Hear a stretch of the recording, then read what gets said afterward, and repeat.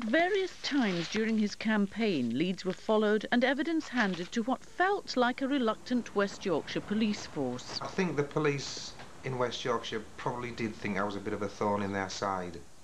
And I do know that some of the comments made in the police stations in West Yorkshire was that I was on a kind of crusade to try and find the hoaxer.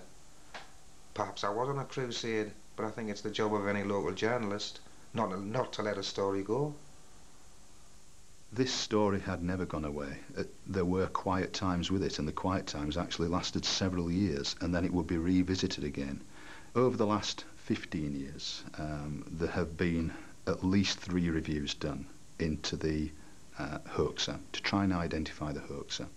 But in September 2003, West Yorkshire Police admitted they'd stopped hunting the hoaxer.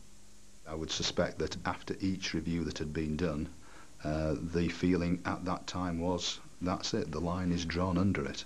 And I suspect that if we had completed our review and hadn't come up with anything, we would have said much the same thing, that, you know, we're finished now, it's closed. But someone else may have come along in 5, 6 years and decided, no, it isn't, we're going to have a revisit of this. So I believe that, you know, after each review that's been done, possibly the view was, right, the file is now closed.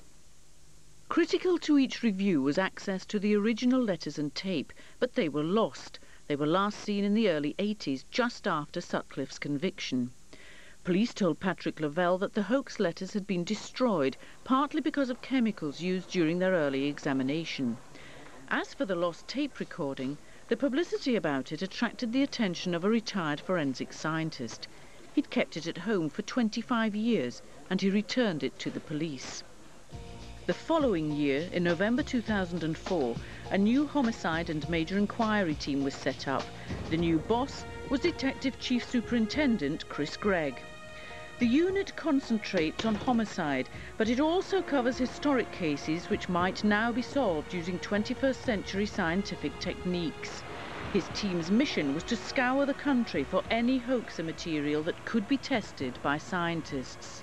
Trying to locate the letters and the envelopes, it came to nothing, but gradually, by a process of elimination, and speaking to many people who've been involved in the original investigation, from all walks of the investigation, from detectives to scientists to fingerprint experts, then it led them to a small compartment up at the laboratory at Wetherby, where this small seal was still there. Locating the material was the first step. Having located the small gummed seal, the next step was over to the scientists to try and extract some DNA. Using the fragment of the seal on an envelope, scientists found a saliva sample and took a DNA profile. In a 1 in a billion chance, it was a perfect match with a petty criminal, John Humble. The first question I asked Peter was, where is he from? And Peter said, he's from Sunderland. And of course, then we knew we've got to be on the right lines here. What was your emotional reaction to that? Reaction was probably one of a little bit of disbelief to start with, because after all these years, suddenly you had a name to go with one of the biggest unsolved mysteries of recent times. I was gobsmacked. You know, I having spent all that time looking for this man, I was astounded that they'd actually arrested someone. Humble's dreary life of obscurity ended abruptly on October the 18th last year, when police arrested him, then charged him with perverting the course of justice. They had to wait almost 24 hours for him to sober up before they could question him. At first he refused to speak, but when police told his solicitor they had a DNA match from a conviction for assault in 2001, he quickly confessed. Alone in the house, with only his dog Max for company, he'd written those letters and made the recording on his absent brother's tape. Then he posted them just round the corner near his local pub.